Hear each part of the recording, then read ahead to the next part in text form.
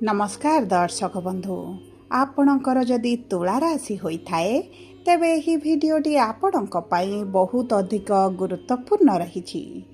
कर्मर देवता शनिदेव रेवती नक्षत्र रे दीर्घ 30 वर्ष पर प्रवेश करुछंती एवं आंभे माने वर्तमान अंत आड़कू अग्रसर हेउछे।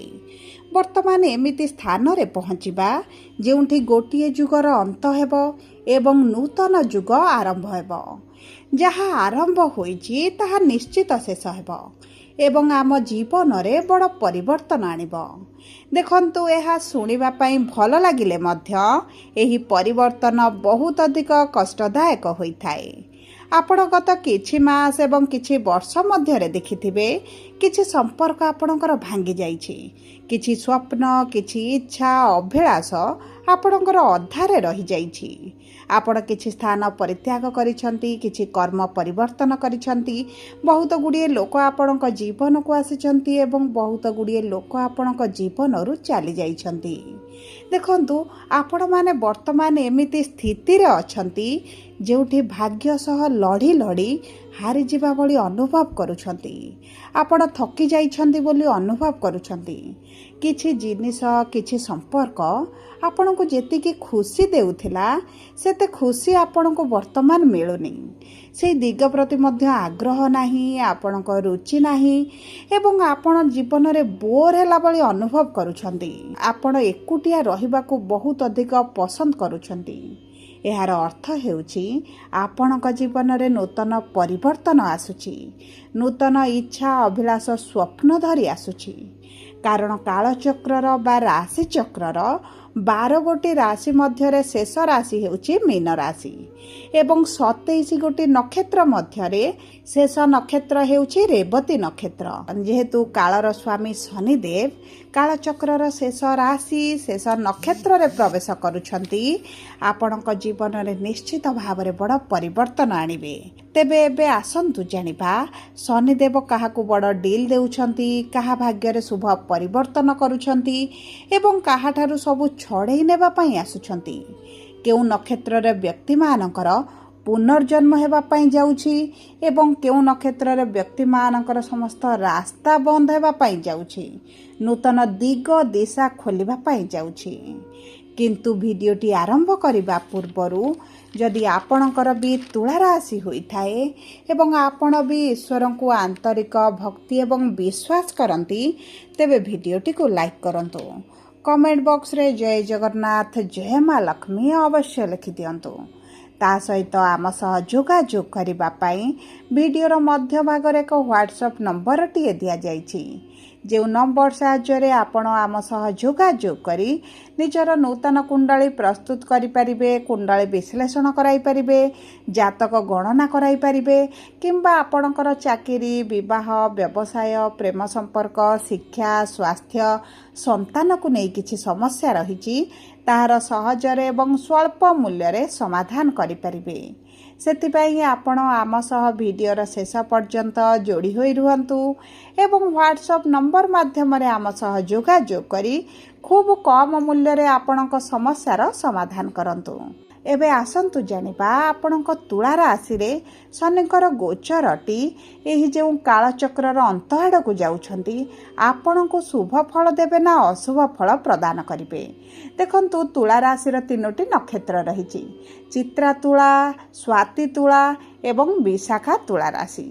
सर्वप्रथमे जानिबा चित्रा तुला राशि बा 14/7 तुला राशि र व्यक्ति विशेष मानकर नक्षत्राधिपति होउछंती मंगल, विराजमान करचंती केंद्र भाव रे बा सप्तम भाव रे।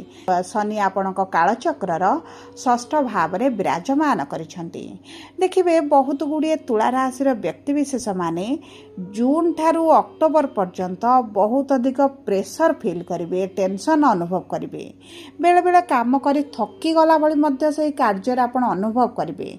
कर्म क्षेत्र रे परिवर्तन पाई मध्य आपण इच्छा प्रकाश करि पारंती। उपरिस्थ अधिकारींकर एतेटा प्रेशर रहिबो, दबाव रहिबो जे ଆପଣଙ୍କର କାର୍ଯ୍ୟକ୍ଷେତ୍ରରେ କାମର ପ୍ରେସର ପାଇଁ ଚାପ ପାଇଁ ମାନସିକ ଦୁଶ୍ଚିନ୍ତା ମଧ୍ୟ ବଢ଼ିଯିବ ଏବଂ ଏହିଭଳି ପରିସ୍ଥିତି ଆପଣଙ୍କର ଅକ୍ଟୋବର ପର୍ଯ୍ୟନ୍ତ ରହିବ ଏବଂ ଆପଣ ବାହାରୁ ଯେତେ ଶାନ୍ତ ନର୍ମାଲ ନ୍ୟୁଟ୍ରାଲ ବା ଖୁସି ମିଜାଜର ଲାଗିଲେ ମଧ୍ୟ ଆପଣ ଭିତରେ କାମକୁ ନେଇ କାମରେ ପରିବର୍ତ୍ତନ ପାଇଁ କାମ ଛାଡ଼ିଦେବା ପାଇଁ ମଧ୍ୟ ଆପଣ ଚିନ୍ତା ପ୍ରକାଶ କରିପାରନ୍ତି ଆଉ ଏ କାର୍ଯ୍ୟକୁ ଆଗକୁ କରିବେନି ମଧ୍ୟ ଅନୁଭବ କରିପାରନ୍ତି। କ୍ୟାରିୟରରେ ଆପଣଙ୍କର ଗ୍ରୋଥ୍ ଆସିବ, ଅପରଚ୍ୟୁନିଟିଜ୍ ମଧ୍ୟ ଆଣିବ, କିନ୍ତୁ ୱାର୍କଲୋଡ଼ ମଧ୍ୟ ଆପଣଙ୍କର ବଢ଼ିଯିବ ଏବଂ ଏହି ସମୟ ମଧ୍ୟରେ ଚାକିରି ପରିବର୍ତ୍ତନ ପାଇଁ ଆପଣଙ୍କୁ ବହୁତ ଗୁଡ଼ିଏ ସୁଯୋଗ ମିଳିବ ଏବଂ ଆପଣଙ୍କର ଇଚ୍ଛା ଶକ୍ତି କାରଣରୁ ଆପଣ ମଧ୍ୟ ଚାକିରିରେ ପରିବର୍ତ୍ତନ କରିପାରନ୍ତି। କିନ୍ତୁ ମନେ ରଖନ୍ତୁ ଆପଣ ଯେଉଁଠିକି ଗଲେ ମଧ୍ୟ ୱାର୍କଲୋଡ଼ ମେଣ୍ଟାଲି ପ୍ରେସର ଆପଣଙ୍କର ରହିବ, ଆପଣଙ୍କ ପଛ ଛାଡ଼ିବ ନାହିଁ। ଆପଣ ବି ଯଦି ନୂତନ ଜାଗାକୁ ଯାଉଛନ୍ତି, ନୂତନ କାମରେ ଜଏନ୍ କରୁଛନ୍ତି, ସେଠି ମଧ୍ୟ ଆପଣ ଅନୁଭବ କରିବେ ଯେ ଯେମିତି ସେମାନେ ଆପଣଙ୍କୁ ଅପେକ୍ଷା କରିଥିଲେ ଆପଣ ଆସିଲେ ସବୁ କାର୍ଯ୍ୟଗୁଡ଼ିକୁ ଆରମ୍ଭ କରିବେ। ତେଣୁକରି ମୋଟାମୋଟି ଭାବରେ କହିବାକୁ ଗଲେ କାମର ପ୍ରେସର କର୍ମକ୍ଷେତ୍ରରେ ଆପଣଙ୍କର ନିଶ୍ଚିତ ଭାବରେ ରହିବ। ଏହି ସମୟ ମଧ୍ୟରେ ଆପଣଙ୍କର କନସିଷ୍ଟେନ୍ସି ଆପଣଙ୍କ ଜୀବନରେ ରହିବାର ବହୁତ ଅଧିକ ଆବଶ୍ୟକତା ରହିଛି। ଆପଣ ବହୁତ ଗୁଡ଼ିଏ କାର୍ଯ୍ୟ ଶିଖିବା ଆରମ୍ଭ କରିବେ, ବହୁତ ଗୁଡ଼ିଏ କର୍ମ ଆପଣ କରିବା ପାଇଁ ଆରମ୍ଭ କରିବେ। ବହୁତ ଗୁଡ଼ିଏ ଟ୍ରେଡିଂ ହେଉ, ସେୟାର ମାର୍କେଟ ହେଉ କିମ୍ବା ୟୁଟ୍ୟୁବ୍ ହେଉ, ସୋସିଆଲ ମିଡ଼ିଆ ହେଉ, ବହୁତ ଦିଗକୁ ଆପଣଙ୍କର ମନ ବଳେଇବେ। କିନ୍ତୁ କିଛି ଦିନ ଗଲା ପରେ ଆପଣ ଡିଷ୍ଟ୍ରାକ୍ଟ ହୋଇଯିବେ ଏବଂ ସେହିସବୁ କାର୍ଯ୍ୟକୁ ଅଧାରୁ ଛାଡ଼ିଦେବେ। ସେଥିପାଇଁ ଆପଣଙ୍କ ଲାଇଫରେ ଡିସିପ୍ଲିନ୍ ଆସିବାର ବହୁତ ଅଧିକ ଆବଶ୍ୟକତା ରହିଛି ଏବଂ ଏହି ଡିସିପ୍ଲିନ୍ ଆପଣଙ୍କୁ ସଫଳତା ପ୍ରଦାନ କରିବ। ଯେହେତୁ ଶନି ଶେଷ ନକ୍ଷତ୍ରରେ ପ୍ରବେଶ କରିଛନ୍ତି, ଆପଣଙ୍କ ଜୀବନରେ ଡିସିପ୍ଲିନ୍କୁ ବହୁତ ଅଧିକ ଗୁରୁତ୍ୱ ଦେବେ। ଏବେ ଆସନ୍ତୁ ଜାଣିବା ସ୍ୱାତି ତୁଳା ରାଶି ବା 15/7 ତୁଳା ରାଶିର ବ୍ୟକ୍ତିବିଶେଷମାନଙ୍କର ନକ୍ଷତ୍ରାଧିପତି ହେଉଛନ୍ତି ରାହୁ। ଦେଖନ୍ତୁ, ଯଦି ଆପଣ ବିଦ୍ୟାର୍ଥୀ ଅଛନ୍ତି ତେବେ ଶେଷ ସମୟରେ ଯଦି ପଢ଼ି ଆପଣ ଏକ୍ଜାମ୍ ଦେଉଥିଲେ ସେହି ଅଭ୍ୟାସକୁ ଆପଣଙ୍କୁ ଛାଡ଼ିବାକୁ ପଡ଼ିବ। ଏହା ବର୍ତ୍ତମାନ ଆପଣଙ୍କ ଜୀବନରେ କାମ ଆଉ ଦେବ ନାହିଁ। ଆପଣ ପ୍ରତିଦିନ କିଛି କିଛି ପଢ଼ିବା ଯଦି ଆରମ୍ଭ କରିବେ ତେବେ ଆପଣଙ୍କୁ ସଫଳତା ପ୍ରାପ୍ତି ହେବ। ଆପଣଙ୍କ ରିଲେସନସିପ୍ରେ, ଆପଣଙ୍କ ଟ୍ରାଭେଲ୍ କ୍ଷେତ୍ରରେ ଏହି ବର୍ଷଟି ଅତି ଉତ୍ତମ ଆପଣଙ୍କ ପାଇଁ ରହିବ। ଆପଣଙ୍କ ପାର୍ଟନରଙ୍କ ସହିତ କୌଣସି ନୂତନ ଜାଗାକୁ ବୁଲିବାକୁ ଯାଇପାରନ୍ତି, କିଛି ଟ୍ରାଭେଲ୍ କରିପାରନ୍ତି, ନୂଆ ଏକ୍ସପେରିମେଣ୍ଟ କରିପାରନ୍ତି। କିଛି ନା କିଛି ଏକ୍ସାଇଟିଂ ଜିନିଷ ଆପଣଙ୍କ ପାର୍ଟନରଙ୍କ ସହିତ ଆପଣ କରିବା ପାଇଁ ଯାଉଛନ୍ତି ଏବଂ ଆପଣଙ୍କ ପାର୍ଟନରଙ୍କର ଟିକେ ଖର୍ଚ୍ଚ ମଧ୍ୟ ବଢ଼ିଯିବ। ଏହି ସମୟ ମଧ୍ୟରେ ଯଦି ଆପଣ ବା ଆପଣଙ୍କ ପାର୍ଟନର କାହାକୁ ପଇସା ଦେଉଛନ୍ତି ତେବେ ଧ୍ୟାନ ରଖନ୍ତୁ, ପଇସା ଫେରିବା ଆପଣଙ୍କ ପାଇଁ ବହୁତ ଅଧିକ କଷ୍ଟଦାୟକ ହୋଇଯିବ। ମାନେ ଆପଣଙ୍କ ପାଖକୁ ଅର୍ଥଟି ରିଟର୍ନ ଆସିବାର ସମ୍ଭାବନାଟି ବହୁତ କମ୍ ରହିଛି। ତେଣୁକରି ପଇସାକୁ ନେଇ ଆପଣଙ୍କର ବଡ଼ ଡିସିସନ୍ କାହାକୁ ଦେବା ନେବାରେ ଆପଣଙ୍କୁ ଟିକେ ସଚେତନ ରହିବାକୁ ପଡ଼ିବ। ପଇସା ପାଇଁ ମଧ୍ୟ ଆପଣଙ୍କ ରିଲେସନସିପ୍ ଖରାପ ହୋଇପାରେ। କେହି ରିଲେଟିଭ୍କୁ ଆପଣ ପଇସା ଦେଇଛନ୍ତି, ରିଟର୍ନ ନ ଦେବା କାରଣରୁ ମଧ୍ୟ ଆପଣଙ୍କ ରିଲେସନସିପ୍ ଭାଙ୍ଗିବାର ମଧ୍ୟ ସମ୍ଭାବନା ଅଛି। ସେ ଦିଗ ପ୍ରତି ଆପଣଙ୍କୁ ଦୃଷ୍ଟି ଦେବାକୁ ପଡ଼ିବ। ପ୍ରେମ ସମ୍ପର୍କରେ ମଧ୍ୟ ଆପଣ କିଛି ନା କିଛି ସମସ୍ୟା ଦେଖିପାରନ୍ତି। ତେଣୁକରି ଆପଣ ଯାହା ଅନୁଭବ କରୁଛନ୍ତି ତାହା ପରିପ୍ରକାଶ କରିଲେ ଆପଣଙ୍କ ପାଇଁ ଅତ୍ୟନ୍ତ ଶୁଭଦାୟକ ରହିବ। ଆପଣଙ୍କ ସ୍ୱାସ୍ଥ୍ୟକୁ ନେଇ ବହୁତ ଅଧିକ ଧ୍ୟାନ ଦେବାକୁ ପଡ଼ିବ।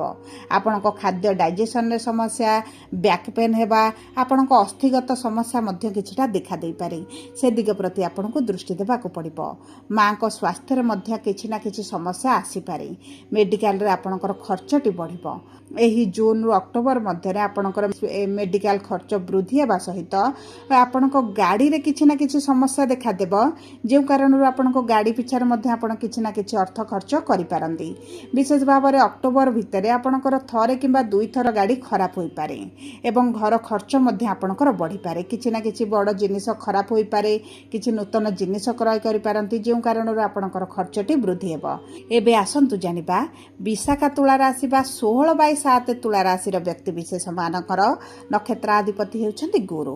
ଦେଖନ୍ତୁ, ଶନି ଯେହେତୁ ରେବତୀ ନକ୍ଷତ୍ରରେ ଗୋଚର କରୁଛନ୍ତି, ପଇସାକୁ ନେଇ, ଇମୋସନାଲକୁ ନେଇ ଆପଣଙ୍କ ମେଣ୍ଟାଲି ଷ୍ଟ୍ରେସ୍କୁ ଶନି ବହୁତ ଅଧିକ ଡ୍ୟାମେଜ୍ କରିବା ପାଇଁ ଯାଉଛନ୍ତି ଏବଂ ଦେଖନ୍ତୁ, ଗୁରୁ ଆପଣଙ୍କ ଭାଗ୍ୟର ଭାବରେ ବିରାଜମାନ କରିଛନ୍ତି। ଯେଉଁମାନେ ପଇସାରୁ ପଇସା କମାଉଥିଲେ, ମାନେ ସେୟାର ମାର୍କେଟରେ ଟ୍ରେଡିଂ ହେଉ, କ୍ରିପ୍ଟୋ କରେନ୍ସି ହେଉ, ଏହିଭଳି କିଛିଟା ଆପଣଙ୍କର ପଇସାରୁ ପଇସା କମାଇବାର କିଛି ଯଦି ଆପଣ ପ୍ରଫେସନ୍ ରଖିଛନ୍ତି କିମ୍ବା ସାଇଟ୍ରେ କିଛି କରୁଛନ୍ତି, ତେବେ ଆପଣଙ୍କୁ ଫାଇନାନ୍ସିଆଲି ଗ୍ରୋଥ୍ କମ୍ ମିଳିବ ଏବଂ ଆପଣଙ୍କୁ ଟିକେ ଅଧିକ ଡିଫିକଲ୍ଟି ଦେଖିବା ପାଇଁ ମଧ୍ୟ ପଡ଼ିପାରେ। ସେଥିପାଇଁ ଆପଣଙ୍କ ପାଖରେ ଇମର୍ଜେନ୍ସି ଅର୍ଥ ରଖିବାକୁ ପଡ଼ିବ। ଇମର୍ଜେନ୍ସି ଫଣ୍ଡ ରଖିଲେ ଆପଣଙ୍କୁ ନିଶ୍ଚିତ ଭାବରେ ଆଗକୁ କାମରେ ଆସିବ। ମାନେ ଅକ୍ଟୋବର ମଧ୍ୟରେ ଆପଣଙ୍କୁ କିଛିଟା ଇମର୍ଜେନ୍ସି ଫଣ୍ଡର ଆବଶ୍ୟକତା ପଡ଼ିପାରେ ଏବଂ ଏହି ସମୟ ମଧ୍ୟରେ ଆପଣଙ୍କର କିଛି ସାଙ୍ଗସାଥି ପ୍ରିୟଜନ ପରିଜନଙ୍କ ସହିତ କିଛିଟା ଡିଷ୍ଟାନ୍ସ ବଢ଼ିପାରେ, ଦୂରତା ମଧ୍ୟ ବଢ଼ିପାରେ। କିଛି ଫେକ୍ ରିଲେସନ୍ ମଧ୍ୟ ଆପଣଙ୍କର କଟିଯାଇପାରେ ଏବଂ କିଛିଟା ନୂତନ ମିତ୍ରତା ମଧ୍ୟ ଆପଣଙ୍କ ସହିତ କରିପାରନ୍ତି। କିନ୍ତୁ ଅଧିକାଂଶ ସମୟ ଆପଣ ଏକୁଟିଆ ଅନୁଭବ କରିପାରନ୍ତି, ଆପଣଙ୍କୁ କେହି ନ ବୁଝିଲା ଭଳି ଅନୁଭବ କରିପାରନ୍ତି ଏବଂ ଆପଣଙ୍କୁ ଶାନ୍ତି ଖୋଜିବା ପାଇଁ ମଧ୍ୟ ଆପଣ ଏକୁଟିଆ ରହିପାରନ୍ତି।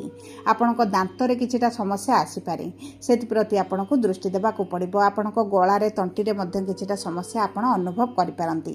ବିଶେଷ ଭାବରେ ମନେ ରଖନ୍ତୁ, ଘରେ ଯଦି ଆପଣଙ୍କର ପୁରୁଣା କିଛି ଜୋତା ଚପଲ ପଡ଼ିଛି ତେବେ ତାକୁ ଫୋପାଡ଼ିବା ପାଇଁ ମଧ୍ୟ ବ୍ୟବସ୍ଥା କରନ୍ତୁ, ନଚେତ୍ ଏହା ଆପଣଙ୍କ ପରିବାରର ନକାରାତ୍ମକ ଶକ୍ତିକୁ ବଢ଼ାଇପାରେ। ସେ ଦିଗ ପ୍ରତି ଆପଣଙ୍କୁ ଦୃଷ୍ଟି ଦେବାକୁ ପଡ଼ିବ। ତାହା ସହିତ ଆପଣଙ୍କ ଫ୍ୟାମିଲି ଲାଇଫ୍ ଭଲ ରହିବ। ଆପଣଙ୍କର ଯଦି ପୈତୃକ ସମ୍ପତ୍ତିକୁ ନେଇ କିଛି ଡିସ୍ପ୍ୟୁଟ୍ ଚାଲିଥିଲା ତାହା ଆପଣଙ୍କର ସମାଧାନ ହୋଇଯିବ। ସବୁ ପରେ ଦେଖନ୍ତୁ, ଅଶୁଭତ୍ୱକୁ ଦୂର କରି ଶୁଭାଶୁଭ ଫଳ ବୃଦ୍ଧି କରିବା ପାଇଁ ଆପଣ ପ୍ରତିଦିନ ଗୁରୁଙ୍କର ବୀଜ ମନ୍ତ୍ର 108 ଥର ପାଠ କରନ୍ତୁ। ପ୍ରାତଃ ସମୟରେ ସୂର୍ଯ୍ୟଙ୍କୁ ଜଳ ଅର୍ପଣ କରନ୍ତୁ। କୁକୁରମାନଙ୍କୁ କିଛିଟା ଖାଇବା ପାଇଁ ଦିଅନ୍ତୁ। ହନୁମାନ ଚାଳିଶା ପାଠ କରନ୍ତୁ ଏବଂ ଶନିଙ୍କର ଯଦି କିଛି କୁପ୍ରଭାବ ଆପଣଙ୍କ ଉପରେ ରହିଛି, ଆପଣଙ୍କ କୁଣ୍ଡଳୀରେ ଶନି ଖରାପ ସ୍ଥିତିରେ ଅଛନ୍ତି, ତେବେ ପ୍ରତ୍ୟେକ ଶନିବାର ଦିନ ସୋରିଷ ତେଲର ଦୀପଟିଏ ଶନି ମନ୍ଦିରରେ ପ୍ରଜ୍ୱଳିତ କରନ୍ତୁ କିମ୍ବା ଗରିବ ଲୋକଙ୍କୁ ଶନିବାର ଦିନ କଳା ରଙ୍ଗର ଜିନିଷ କିଛିଟା ଦାନ କରନ୍ତୁ।